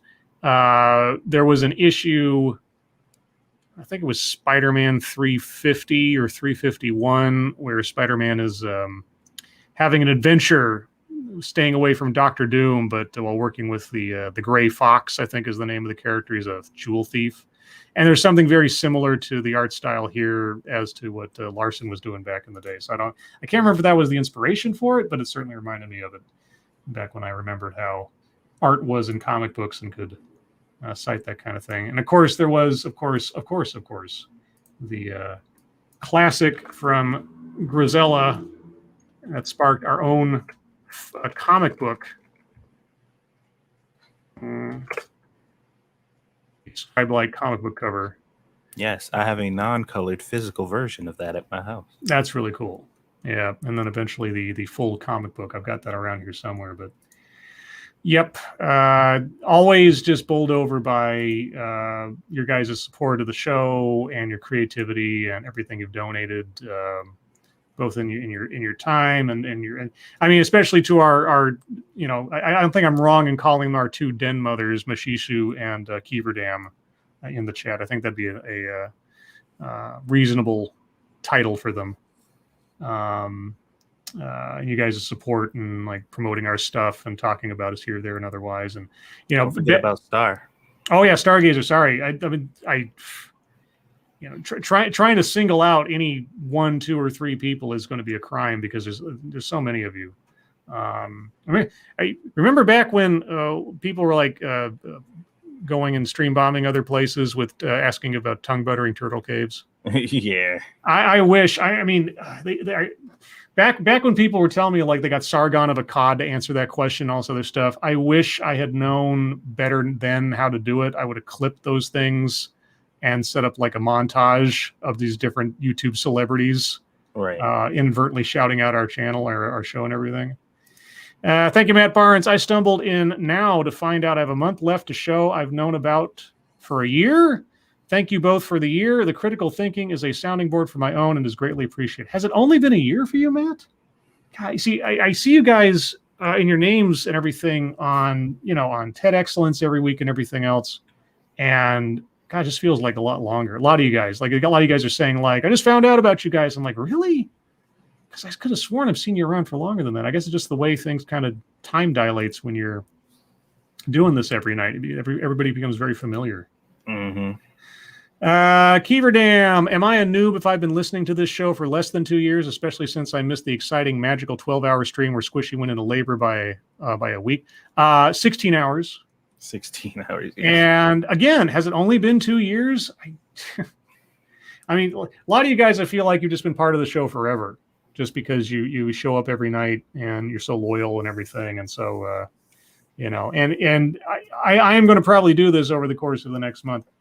If I call somebody out specifically and you don't hear your name or something, or I get my dates wrong, or it's really not any kind of slight on anybody. There's so many of you guys, and I know I'm going to be remiss when I compliment here, there, or otherwise. So I hope I can get to say thank you to as many of you directly as possible as the weeks go on. Let's see. Amanda Wolfchild, Amada. Since back when I was shouting y'all out as undersubbed, then it didn't take long till y'all had more than me. Yep, criminally undersubbed. The series I promised I'd do when I hit 500, because that was the thing people kept telling me. You're criminally undersubbed. More than one person used that exact phrase, and they didn't know each other. So it was just so bizarre. I was like, I'm gonna do criminally. And then and I did a few of those, and then I started having people say, "Hey, could you do one for me?" From people I didn't even know. Like, no, I do this to promote people that I like and need attention in my mind, and that made it become really weird. It's like, well, yeah, because you have to because people are like, oh yeah, do my channel. It's like, well, I have to tell you that I don't watch your channel. Mm-hmm. And that was kind of the thing. It's like it'd have to be somebody that either I know or some channel that I'm aware of that I think needs attention and doesn't. Of course, it was me sort of taking on that role of, gosh, I've got 500 subscribers now. If I find somebody who's only got 10 subscribers that needs some attention, I'll do that. Of course, everybody I knew started growing really fast. And so the whole thing pass you. Yeah, it became completely redundant real quick. And then, of course, if I've sort of started trying to do that recently, like, I mean, not in as direct a way, but like with Mad Orchard and Inhuman Form and Dave's Lemonade, and sometimes just channels that don't need my help. Like today, Kira TV put out a new video today talking about this scam MMO metaverse game that's out there. He's done videos on a few of them now, and I just I was just, as I was watching him and listening to him talk, I was just like, I've talked about him before. I put a tweet out there, and I tweeted out and I said, hey, if you have any interest in the MMO RPG industry or, huge game projects in general, you really should check out Kira TV. He's got a really good analysis and insight. And about 20 minutes later, I got a like from him, it's one of those things. I still have that, I guess, pre-internet sense of wonder about the idea that somebody I'm watching on quote unquote TV is someone who, at least even in a minor way, I can interact with. Right. Because when I was growing up, if I saw somebody on TV, it was like, some newscaster, some TV star or something, and they're like worlds away, million miles away. I'm never going to meet this person, that kind of thing. So when I see somebody on the internet, I still have that sort of weird, sort of starstruck sensation if for some, just even in a very small way, our paths intersect like that. And it's just like, oh my God. So. Let's see. Red Dirt Runner. I was stalking around about a month after Satsu joined. How long has that been? 2-3 years? Yeah, about 3. Yeah, 2. Yeah, 2.5, almost 3 years, maybe. Yeah, something like that. You know what I was thinking? I was thinking because when you have Streamlabs and you download the one that gives you access to like all the notes and stuff, when you're trying to put stuff on Streamlabs OBS, they show you lifetime achievements on your channel. And one of the things they show you is all of your highest, like I think it's like your top 5 or top 10 highest donators, like lifetime since your channel started. And I was just like, I wonder if they'd be interested in seeing that, so people can see like since I joined the show, this is how much money total. Yeah, that would be cool to. I don't know, because some people would wear it as a badge of honor, and other people are like, fuck, did I really? Now, see, there's a couple things I've seen in the chat in the last few minutes, and this is something that makes me very, well, I don't want to say proud, but sort of like glad, I guess, grateful, is that people are talking about starting their own shows in the wake of this one coming to an end, and that's great. And that's something I was going to specifically do and try to encourage on here is like I'll let you in on one of the plans I have for next month is that to occasionally have 1 or 2 people on over the course of the show to do tryout audition. Like if we were to hire a third member of the show, you come on for a segment or 2 and give it your best shot. Good, bad, or indifferent, just for fun. And because my whole YouTube thing started really because Irate Bear just randomly one day asked if anybody wanted to come on a live stream with him. And I'd never been on a YouTube live stream. I'd watched several, of course, by that point. And I was like, oh, I'll come on. And yeah, it was just, that was sort of like the initiating event to sort of give me the gumption to try it out for myself. And, between the, Minions of the Zoo and the, what am I thinking of here? The Chaos 120 and, the Corner and all these other shows that have popped up, either directly or peripherally because we were doing our thing.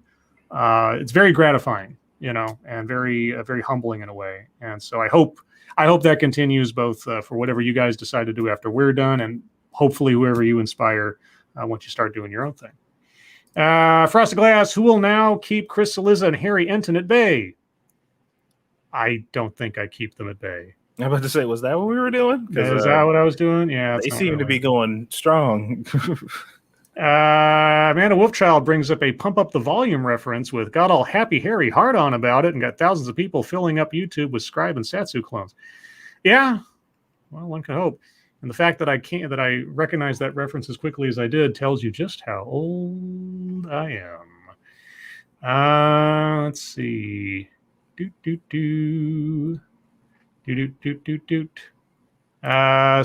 Scriblight, for the ladies to get round the ladies' Otten thing, they could use the Dames of the Night. I don't know. I mean, if somebody were to pick this up and make it an all-female team, I'd say Ladies of the Night is far too desirably tongue-in-cheek not to use. That's just my thought on it, you know. But whatever you choose to do is perfectly fine. Rand American says the corner is not something you should be proud of starting. Yeah, probably not. Frosty Glass says Quippers United. There's Quippers United. I'm sure I'm forgetting a couple of things that are going on or have been going on. Amanda Wolfchild says the fact that you recognize that reference tells me just how cool you are. Yeah, no, I wouldn't say cool. No. I'm assuming you've never heard of the movie Pump Up the Volume. Who, me? Yeah, you. I've heard of it, yeah. Oh, okay. Yeah, early Christian Slater movie. Kid runs a pirate radio station that challenges the man and the normal order of things, and inspires people and all that kind of stuff. And it's sort of like pre-internet YouTube days. Kieradam says Ladies of the Night are prostitutes, right? Well, that's one way of putting it. Yeah, that'd be the joke, though. I don't know. They're called sex workers. Thank you. Yes. Sorry. Daniel Fullman, I was trying to get a copy of Screw the Roses, Send Me the Thorns for free, one word at a time from Scribe. Guess I will need to buy my own. Yeah, well, that one word at a time. Yeah. How many pages does this book have? Let's see. 275 or thereabouts. Yeah, I'd have to do a heck of a lot more streams to make that ever work. How about Minions of the Zoo? Did I not mention Minions of the Zoo? I meant to mention Minions of the Zoo. Minions of the Zoo. Also, like directly, like it was like the Lords of the Night after show, unofficial after show became its own thing. Ramnark, what kind of show should I start? I don't know. What do you like? What are you interested in? What are you passionate about? You know, or what are you curious about? Make a show on that. Do a video on that. Let's see. Peter Silak, hey, 3 and 3. Your decision makes me sad. I'm going to miss the show, but if you guys stream sometimes and we can still interact with you, I'm good. Yeah, like I say, TED Excellence is still going to keep going. So that'll be there. I may end up doing some kind of occasional or weekly evening show of something. Not sure yet. I'm not going to give this up entirely, obviously. And I still, for as much as having to... what would I say, marinate in the news of the day, as terrible as it is most of the times every night, I'm not averse to talking about the news in general. I still have that interest. So something similar to this, but maybe, watered down, at least as far as time and complexity, might be in my future. But don't get me wrong, too. Like I said, I don't know if my channel, Satsu 2 Cents, is going to survive this whole ordeal. But if Scribe is like, hey, there's some stuff going on, I want to talk about it, let's talk about it, then chances are I'm not going to be like, no. And in case, again, like I mentioned earlier, but in case anybody, this is not the result of drama or, ill feelings or something, or like Satsu and I had a fight or something. It's been a long time consideration and self-debate for a while about things. And there's no... Yeah, this isn't a breakup in that sense or anything. Yeah, there's no hidden backstory that's gonna prop up later on or some shit. Yeah, there's no secret DMs that will surface like, oh my god, you said what? Yeah, no. Poker, thanks so much. Kevin, check. We're the first and only to host me. We're the first and only to host me. I think he meant were to host you. Oh, like. What? I'm missing some context. Give me some context, Poker. You don't have to do a super chat to give it to me. Just give me some context. Parody Beer says hooker jokes. Yeah, you could have hooker jokes for days. If you did a Ladies of the Night stream, you can make that part of your opening intro or something. That's the other thing too. Come up with an intro of some kind and have some kind of format. Here's I was just talking to Sinatra about this. Today after the show. I was like, having a format makes doing a show have so little heavy lifting. Like when you know exactly what you have to. Now, admittedly, if you make you can make that too stale if you don't change it up a bit or keep things lively. But as far as trying to come up with what are we going to do tonight, that question always has an answer. If you have a form, even if it's as simple as having, a half hour of this and a half hour of that, the end, whatever. So that's the one of the little bits of advice I can at least pass on for anybody thinking about doing their own show. Spudgun, there's no drama. This is the internet. How dare you both? Yeah, I know, right? How dare we? Rand American. Oh, sorry, go ahead. I was about to say, are we going to be like one of the only channels that like went from beginning to end without like some major crazy like event drama or something? Like I said, there's one or two events that if somebody from the olden days brought up, I would probably not agree. Yeah, we've had a couple of moments of drama, but generally speaking, in the totality of things, it's been practically silent. Rand American, can we forge those secret DMs? We want our drama, damn it. I mean, I'd prefer you didn't, on the off chance somebody actually believed them, but I mean, do what you will. Y'all want to start some fucking Lords of the Night conspiracy theories. That ain't gonna do nothing but prolong. Yeah, that's fine. You guys talking about it. That's fine. Genevieve says you ignored my Pibbles tribute. Oh, I missed it. Sorry. Where'd it go? Let's see. Oh, I'll get this while I'm going up. Angela Ariaga, I bought Screw the Roses, Send Me the Thorns myself. Needless to say, my Amazon recommendations were interesting for a while, Scribe. Yeah, well, you brought that all on yourself. Let's see. Genevieve. Pebbles, why Pebbles? May the airport sewer system treat you well in death. You have it better there than you had with, and that you live a better life than you did with that crazy lady who flushed you. Yes. Oh, Pebbles. Don't worry, he had a parachute. Shh. Down the toilet. Let's see. Kyler, if some ladies decide to do Ladies of the Night stream, you could call your gentleman guests John as a running joke. Oh, yeah. Our John of the Night. Dear John, letter. Let's see. Demon 5 as Pebbles. Yes, Pebbles. Red Dirt Runner. Well, you now have the time to do a D&D game, right? A D&D game night. Yeah, trying to do some kind of RPG stream or something. It's always been a thought in my head, and I just I don't know. It's one of those things where everybody's different time zones and schedules, and trying to get people to be able to show up regularly because trying to juggle that stuff is not easy. And then being able to make it visually interesting for anybody who's watching, because just having 3 avatar boxes just talking. And there are plenty of software things out there like Roll20 and some other websites and things where you can actually show a grid map and things going on and stuff. I'm not as familiar with that, and I have no experience whatsoever in trying to run a game online like that. So if I were to do something like that, I'd probably want to do a couple of practice runs in private to get a hang of that stuff first before I started doing a stream on it, so I wasn't completely having technical difficulties every 3 seconds. So that's my thought on that. It's something I've thought about for a long time. I'm still debating if I want to attempt it because the other thing is that I mean I know all of you in a sort of hello I see you sense. But knowing someone as a player in a game is a completely different. For those of you that have run games before, like actual tabletop games, and player personalities, sometimes that can be a touchy situation. So that's the other thing I got to figure out too. So we'll see.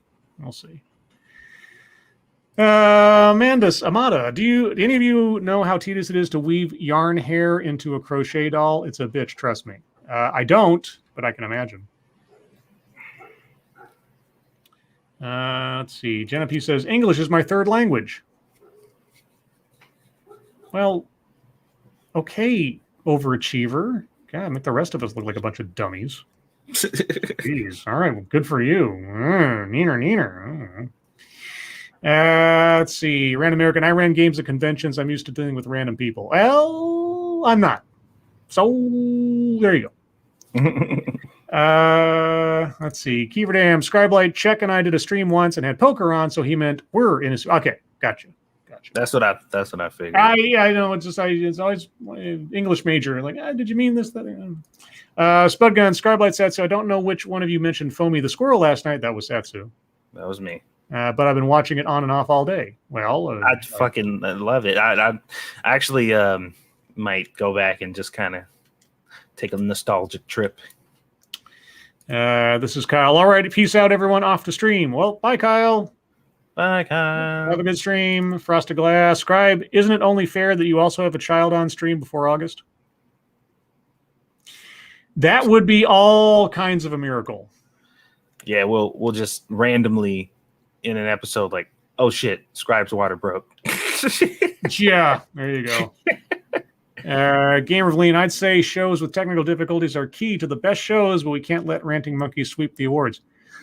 Yeah, I know, but I mean, just like my own sense of frustration at being like live and having a very specific role to play and fulfill, like running a game and things. I would at least want to have a somewhat practiced working knowledge of all the tools available to do such a thing before I embarrass myself without practice on a live stream. That's all I'm thinking. Otten, I just realized when you're gone, who's going to tell us about Gas Buddy? I don't know. Look, I don't know. Gas Buddy is not just some, company or thing. It is an idea that spreads like the Joker. So it's not going to go anywhere. Even if we are long gone and you guys forget about Lords, Gas Buddy will live on forever. Keyredam says, maybe I'll try to do a 24-hour stream in the near future. I mean, good luck. I think I remember hearing somewhere that there was a cap on how long a live stream would be allowed to go on YouTube. I forget how. I might be longer than a day, but I remember reading somewhere that might be the case. So just check on that before you make that commitment, just to make sure you're not cut off in the middle or nothing, because that'd be terrible. Daniel Fullman, will we find out why Satsu killed Dave?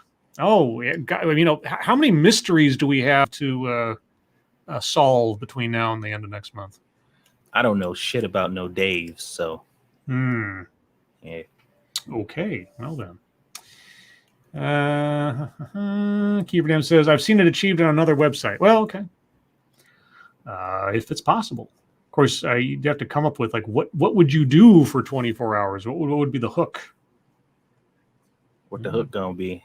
Gamer Beline, I made it 11 hours on YouTube. I've done 17 on Twitch. Holy cats. That's, I don't know if I'd have that kind of stamina. It'd have to be something really, like if I'd been able to stick around the night of Squishy going to the hospital, then I certainly would have. And I had meant to come in and pick up and take over for Monkey just before he signed off that morning. Because I didn't know that he was still running it until after I got to work. And as soon as I realized it, I was like, oh, and I've rushed to try to get home. But it was like sitcom timing. As soon as I sit down, he was ending it. And lastly, Poker, never forgive, never forget, Creepy Face Baby. Yes, Creepy Face Baby. Well, if you can believe it, I kind of lost track of time. We're now over the top of the hour, which means we are over the end of the show. Not the end of the show in total, because we will be back again through August 24th. And August 24th will again be the farewell episode of Lords of the Night. As for tomorrow night's stream, keep an eye on Twitter. It won't be Lords of the Night, but I will perhaps, depending on what I decide to do, take the time slot to do something else. So keep an eye on my Twitter. I will let you guys know one way or the other by tomorrow afternoon at the latest, Pacific time at least. Satsu, you got anything going on that people should know about? No, but as time goes on, I'm sure I'll come up with some stuff. Like I said, I've been working behind the scenes trying to get everything together. So, all right. As for myself, if you haven't already, go take a look at the latest TED Excellence I did with Sinatra Says earlier today. It was quite the hoot. Sunday, I will likely be doing a part 2 to last week's look at the Abolitionist Teachers Collective and all their wonderful educational information. And then again, tomorrow night, just keep an eye on my Twitter, Scribe_light, and I will let you know what the plan is for tomorrow night's stream, whatever it might be. Not sure yet. I will figure it out between now and then. So otherwise, everyone, as always, thank you so much for joining us. You are and always will be the greatest audience in the world. Moderators, thank you for keeping an eye on things. Even though our audience is so well behaved, you have very little to do. Everyone who donated, thank you so much for your generosity, both now and in the past and everything else, and really do appreciate it. Satsu, thank you for joining me as always. mm-hmm. Everyone, your lives make us sad, and we will see you tomorrow. All right. Bye, guys. Or Monday, depending on how things hash out. All right. Taking my copy of Screw the Roses, Send Me the Thorns, the romance and sexual sorcery of sadomasochism. And today's secret word, as someone builds their own copy word by word, is building. Building, building. No context. Well, I could do Sarah McLachlan's Building a Mystery. You live in a church